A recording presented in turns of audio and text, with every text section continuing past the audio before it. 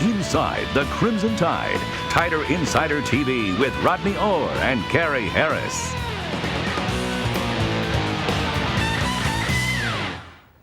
Good evening, everybody, and welcome in to another edition of Tider Insider TV. Alongside Rodney Orr from TiderInsider.com, I'm Gary Harris. Our program sponsored each and every week by Buffalo Rock, proud bottlers of Pepsi Cola in Alabama. Tonight, Rod, ice cold Diet Pepsi, and I think this one's going to be really cold. It's cold. It's cold. You can't be, that's what a little freezer time does. Sneak in there about 10 minutes before I do the sports, stick it in the freezer, and get it out. It really is ice cold. Okay, but we love our Pepsi, but we also love talking about Alabama football. 5-0 and top-ranked Alabama is preparing to go to Missouri this Saturday to face the Tigers. It will be Alabama's first trip to Columbia since 1978 when the Tide won 38-20. More on that in a moment. But Mizzou does lead the all-time series, Rod, 2-1. A lot of people may not know that. The Tigers are still looking for their first ever SEC win. They're 0-3 in the league, but Nick Saban said on Monday Mizzou is a dangerous opponent. You know, this is an important game to us. It's a SEC game. You know, we're playing in a place where nobody in our team meeting today has ever been before, including me.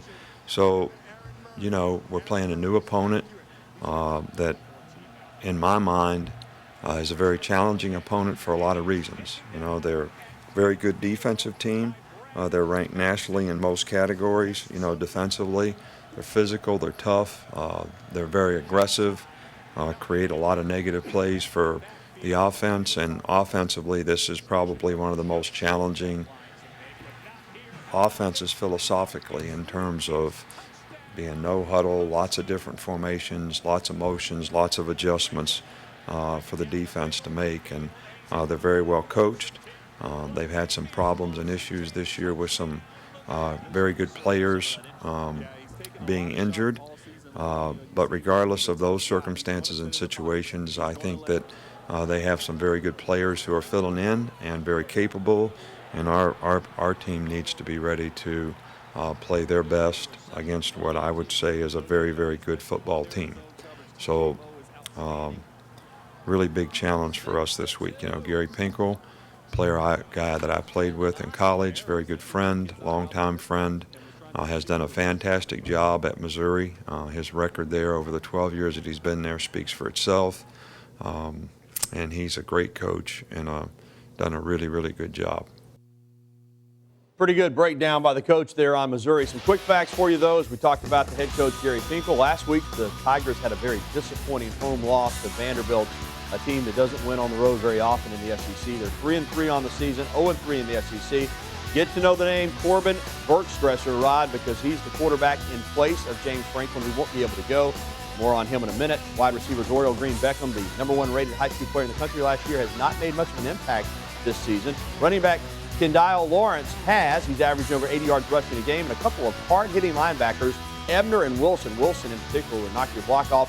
And big defensive tackle Sheldon Richardson has 38 tackles on the season. All right, Rod, let's talk about the Tigers so far. As I mentioned, 3-3 overall, 0-3 in the SEC. They've got wins over Southeastern Louisiana, Arizona State, and Central Florida. Losses to Georgia, South Carolina, and Vanderbilt. So life in the SEC has not been kind to them, even though they made a lot of noise going into the year that they would do well in the conference. They're not off to a good start. Injuries have been a big factor. A huge issue, Gary. There's no question about that. When you look at the offensive line that they started the season with, they're missing their 2 guards and their center. I mean, that's difficult for anyone to overcome. And not only that, they have an outstanding quarterback, James Franklin, who, you know, was primed to have a big season, and he's injured. So he'll miss this Alabama game. He's got a sprained MCL. You know, so they got serious issues on the offensive line. Obviously, the question marks at quarterback. You mentioned Corbin Bergstresser, who is a redshirt freshman, a big kid. Talk about him a lot different type player than Franklin. Well, he's a big, tall kid. He's probably not as athletic as Franklin, who is so multidimensional, can run and throw. Bergstresser, you know, throws the ball pretty well. He had a pretty decent game in his first start against Arizona State. He was 21 of 41 for 189, I believe it was. And then last week, Gary really struggled to some extent against Vanderbilt. I think he was 9 of 30 for 198 yards. Did have a touchdown throw in that game, but he really had some difficulties with the rush. Vanderbilt was in his face a lot. So, you know, he is a talented player, but he's very young, very limited in terms of experience. Rod, I know you mentioned the injuries, and you mentioned the offensive line. Imagine Alabama being without 3 offensive line starters. It'd be a totally different team. Having said that, this was a team last year that rang up a lot of points. This year, they're only averaging 25.3 points per game, basically 3 touchdowns. They've scored 19 touchdowns on the year. Their time of possession only 28 minutes and 21 seconds a game, so they haven't held the ball very long. They've had their struggles there. Yeah, they have. You know, on the flip side, though, defensively, they played pretty well. You know, Gary, they only given up 107 yards a game on the ground, so they're strong there. You mentioned Sheldon Richardson. He has 38 tackles, as you mentioned, but he's also a very good pass rusher. Right. He has 3 sacks. He has 7 quarterback hurries. I think he leads the team in that department. He's going to be a key guy for Alabama to block up front. And, you know, they're athletic defensively. They only give up. I don't think they have allowed one opponent. In fact, I know they haven't allowed an opponent 400 yards in a game this year. So yeah, their front 7 has been really stingy against the run. They're talented up there, so that'll be a challenge for an Alabama team that, quite frankly, has struggled to run the football, particularly in the Ole Miss game. Only 125 yards rushing against the Rebels. Hey, you know, playing in the Big 12, the Big 8 before that, Missouri's got quite a bit of experience playing against number 1 teams in the Associated Press Top 25 poll, including Alabama. But let's take a look at the graphic that we've got for you. They played 12 times against AP top-ranked teams. Unfortunately for them, they've never beaten one. You see, including Alabama in 1978 when the Tide went into Columbia against the Warren Towers coached Missouri Tigers team and won 38-20. Of course, most of those games have been against Oklahoma and Nebraska. You see a bad loss to Miami in there, a loss to Ohio State. But they did, Rod, beat a BCS top-ranked team just a couple of years ago. Yeah, Oklahoma, in fact, in 2010. They beat Oklahoma, I think it was 36-27. Blaine Gabbert, the NFL quarterback, had a really good night that particular night. But again, they're 0-12 in terms of facing teams in the AP Top 12, as you mentioned. Of course, Alabama wants to make that 0-13 on Saturday, and they're a big favorite to do so. As we mentioned, Missouri without quarterback James Franklin, without their starting center and guards.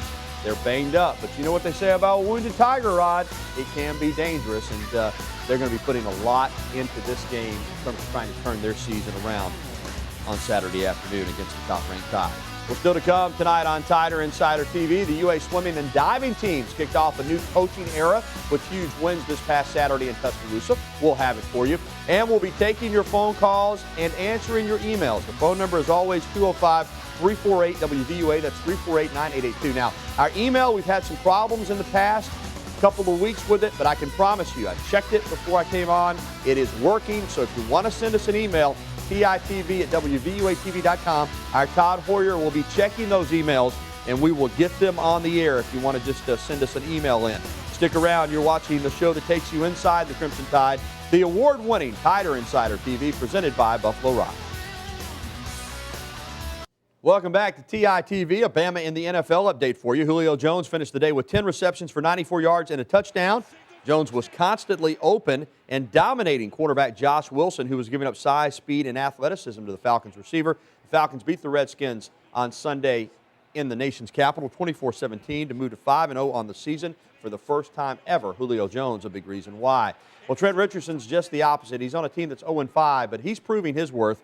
Against the Giants, he had 17 carries for 81 yards and a touchdown and caught 5 passes for 47 yards. But the Browns lost again, 41-27. Offensive coordinator Brad Childress, the former Vikings head coach, got to get the ball to Richardson more. I mean, 17 carries is not enough for a guy when he's being productive, particularly when Whedon is throwing for a lot of yards, but also throwing a lot of picks. And last night on Monday Night Football, former Alabama quarterback Kareem Jackson intercepted Jets quarterback Mark Sanchez with 1:51 remaining as the Texans held on for a 23-17 victory and a 5-0 start to the season. Just like the Falcons, they're unbeaten. It was Jackson's second pick of the year. The other one, he returned for a touchdown against the Titans. He's easily having the best season of his NFL career. In fact, he's playing right now at a Pro Bowl level.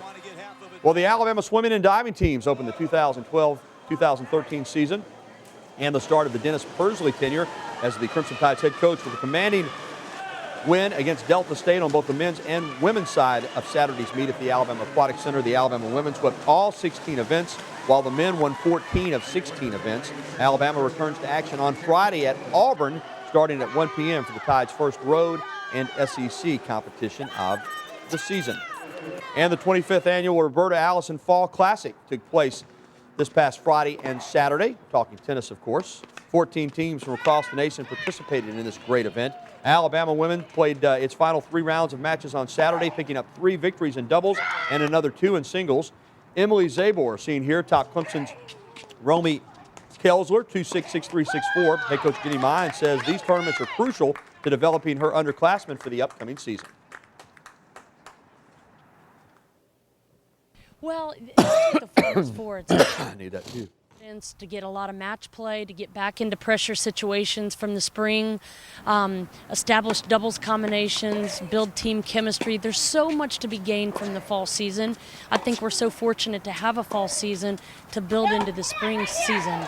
But you got to get match ready. You got to get match tough. You can hit forehands and backhands, but if you're not match tough and you don't handle pressure situations well, it doesn't matter how well you hit your forehand. So there's certainly a lot to be gained. The Alabama women had a great season this past spring. Well, coming up later, Rodney and I will have our predictions on the Alabama-Mizzou game. But up first, your phone calls and emails. Give us a shout here on the show. You can reach us at 205-348-WVUA. That's 348-9882. Or you can email us, titv@wvuatv.com. We'll be right back with your comments and questions on this edition of Tider Insider Television. Welcome back to Tider Insider TV. Going to take some phone calls here in just a few seconds, so stay on hold, callers. But Rodney, TiderInsider.com, noticed they had a good update this afternoon, and you're continuing to pump out all kinds of recruiting information. Yeah, we did. We actually had an update on Brandon Hill, Right. who signed with Alabama last year, is now at Hargrave Prep. Kind of gave a little update of where that stands with his coach there at Hargrave. And, you know, certainly, as always, Gary, covering the team, the practices, and all of those things. And of course, our forums. If you've not been on TiderInsider.com, you know that's a very popular area where all the fans can get on there. They exchange information, exchange opinions, and you know how it gets on there sometimes. Sometimes exchange disagreement on opinions. It can be a mob mentality. A lot of fun. That's TiderInsider.com. Still just $48 a year. It's the best value for Alabama sports on the internet. All right, let's go to the phones. First up tonight, our buddy John over in Bessemer. John, what's up? Gary, what's up, man? Hey, man, hanging in there. Roll Tide. Hey, man, I'm trying to find out about the football players. If they got hurt, who's going to take their place this weekend? Later. Well, I don't know what players he's talking about. John likes to spring those questions on you. He said if some players get hurt, who's going to take their place? Well, I can tell you this, as we've already seen with the running backs, Alabama's got good depth just about everywhere. Receivers, too. DeAndre White's gone down. Chris Black went down before the season started. Fowler and D. Hart both go down. So Saban's philosophy is next man up. Yep. So if somebody at any position gets hurt, they're just going to send the next guy in, and he's going to be expected to do the job. I didn't hear his question, so I didn't. Well, that was pretty much it. Okay. Yeah. There you go. I figured you handled it. All right, let's talk to PJ in Birmingham. PJ, how are you? Fine, Roll Tide. All right, what's up? I wanted to ask, when do the basketball team start practicing, and what do you think they can do this year? Well, PJ, they're going to start practice, later this week, and the first game is November 9th, I think, against South Dakota State, so it's right around the corner. I think they got a chance to have a really good team. The only question for me is just numbers. They're down. 13 scholarship players are allowed on Division I rosters. They've only got 10. But the core of the team from last year returns, minus Jermichael Green, a team that went to the NCAA tournament. Got a talented newcomer coming in, just one freshman, but he's a really good player. So, Rodney, I think the goal for this team last year, I said it'd be a disappointment if they didn't make the tournament, and they did. This should be a disappointment, I think, if they make the tournament and lose in the first round. Well, get in and win a couple games. I think, Gary, when you look at Alabama basketball, from a fan's perspective, you talk about all the young guys that they had last year, Trevor Lacey among them, but Devontae Pollard, how about him? I know there's got to be a lot of excitement surrounding him. He was so highly recruited. Certainly one of the more highly recruited players that Alabama's gotten. I understand that Lacey and some of the others were, but still going to Mississippi and getting him was a huge coup. Yeah, no, and he's going to remind people a little bit of Gerald Wallace, although I think he might be a little more skilled as a shooter, a little bit taller maybe, but can run the floor, can defend, can rebound, got range up to about 15 feet or so you're right. He's going to bring a lot of energy, a lot of athletic ability to a roster that's already pretty talented. So, PJ, I think Alabama basketball, they should be a good team this year. They should be, I'm not going to say they're going to win the SEC, and as long as Kentucky's in the league, they're going to be the favorite, but they should compete, I think, in the conference and have a chance to battle for a championship. All right, let's stay right here in Tuscaloosa and talk to Joseph. Joseph, how are you? Gary, Rodney, what's happening with you? Doing well, doing well. Yeah, but hey, from my understanding, Brent Callaway, how well is he doing practicing with the running backs? Well, he just got moved there on Monday, Rod, but Brent Callaway shouldn't have a very tough transition to running back. He's played the position before. In fact, started out at Alabama as a running back and has a lot of skills. You know, they're going to probably work him at H-back as well, but if there were an injury, another injury at that position, he could see some time. Yeah, and he did work there yesterday in practice, Joseph, and I expect that he will certainly, as time goes on, continue to do that. He was an outstanding high school running back, as everybody knows. He was a guy that came here with the thought of possibly playing running back, but also he's been a defensive player too. Played linebacker, worked some at safety in the spring, and they finally found a good spot for him, I think, and I think they felt comfortable about that at H-back. And then now the injury, he's back at running back, Gary, but he's acclimated with all the basic things. I mean, he's worked with Burton Burns. He worked with him all last year, so, he knows the position, understands most of the plays, I'm sure. So that's not really a big transition for him as maybe as it would be with someone else. Plus, you have Blake Sims. Right. He's a quarterback, but he's also played running back. I think he had almost 100 yards against Ole Miss last year, if you remember in that game. Had a nice long run as a running back. So he's another guy that if you had to, needed him, he could certainly fill in that role. One thing about Callaway, he's a good-looking athlete, isn't he? I mean, saw him in the Ole Miss game. He ran that go pattern down the sideline, beat the defensive back badly. The ball was a little bit underthrown. But he is a good-looking football player in a uniform. Well, he is, Gary, and he's an outstanding athlete because he was a fantastic high school basketball player. He played in that AAU basketball and was very, very good at that. So, he's got good hands and he's athletic. But, I think Brent Callaway's a guy, again, we talk about Nick Saban and recruiting versatile players. Here's a guy that can fill at a lot of spots, right. And now you need him to move him back to running back. 205-348-WVUA is the phone number. Titv at WVUATV.com is the email. So give us a call or an email. We'll be back with more right after this. And welcome back to Tider Insider Television on your home team station, WVUA. Alongside Rodney Orr from TiderInsider.com, I'm Gary Harris. Back to the phones we go. Billy has been waiting in Coleman. Billy, welcome in. Oh, thank you. I have more of a comment than a question, sir. Go ahead. I'm glad that Saban, the coach of Alabama, has good discipline. And my point is the hit that the Florida State guy put on the guy in the end zone this past weekend when he caught the ball outside and he was end zone when he hit him, I think that was just a bad play. And I'm glad that Saban doesn't do that. Well, you make a good point. His teams are very disciplined. I would say in this instance, I guess you could call it a hit of frustration. It really didn't change the outcome of the game. Once the guy caught the ball in the end zone for the touchdown, the game was over.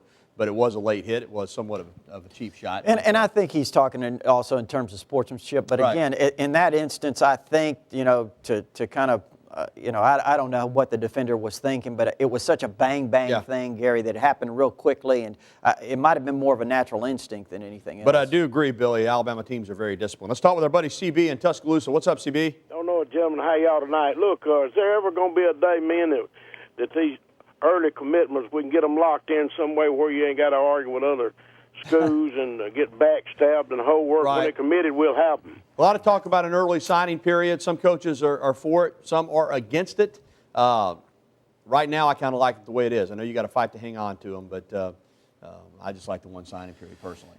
Yeah, but, it could happen. Now, I'll say this, Gary, also, when coaches continue to evaluate these prospects, if you've already got them signed, they're yours. Sometimes evaluations change, and, I think it limits you in some ways, as time goes on because, the evaluations can change in the senior year. And another guy could pop up, as you know. Real quickly, let's talk to Johnny and Coleman. Johnny, go real fast. We got 30 seconds. Johnny, you there? All right, Johnny's not there. Okay, coming up, it's prediction time. We will let you know what we think will happen in the Alabama at Missouri game. That's next here on Titv. Welcome back. Real quickly, you saw Johnny's name pop up there. He'd been on hold. We didn't get to him. We couldn't get him on, but he wanted to know about A.J. McCarron in the Heisman race. And, yeah, he could get in it. We've talked about it. They keep winning. He keeps throwing touchdowns, although Geno Smith right now at West Virginia is putting up some unbelievable numbers. So I think it's probably a long shot, but still a long season left, too. Hey, the main thing is A.J.'s focus is winning a national championship, SEC and national championship. So those are the the keys what that he's thinking about. He'll take that over a Heisman Trophy anyway. Well, if you notice again tonight, Rodney and myself are wearing these beautiful shirts from the Locker Room located on the University Strip. We want to thank them for providing us with original elephant wear. You see it right there. Locker Room's been a Tuscaloosa tradition for 48 years and is the home of original elephant wear. You can either drop by the store, you can check them out online, get by and see Alex Gatewood, Rush, and all the good folks there at the Locker Room, just right up the road from us on the University Strip, a Tuscaloosa tradition. All right, Rodney, it's prediction time. So far, the Tide is 5-0. We're 5-0 on our predictions, but it's a new week, a new game. Alabama's at Missouri. How do you see it? Well, what do they call Missouri, Gary? The show me state? They do. I think Alabama might be about ready to show them. Last time Alabama went up there, 1978, it's been a while. Alabama came away with a 38-20 victory. And, I think when you look at Missouri, obviously they're banged up on the offensive side of the ball. We talked about that. But they are very good defensively. They play aggressively. They certainly don't give up a lot of yards on the run. So I think it's going to be a very, very good game and a challenge for Alabama's offense in this game to kind of get that running game going and show some balance offensively. But I think Gary, Alabama's too much, 34-7.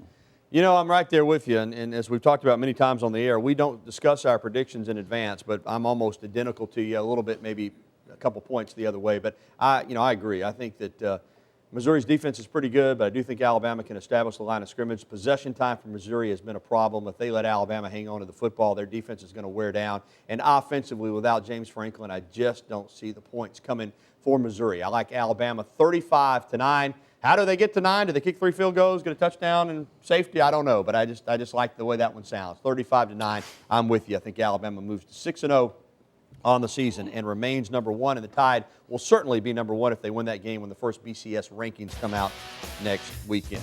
Well, that's going to do it for the program for tonight. It's dinner time. Tonight we're headed over to the Southland Restaurant in Cottondale, Alabama. We're going to chow down on that salad bar and more. For Rodney Orr, I'm Gary Harris. Thanks for watching. Good night.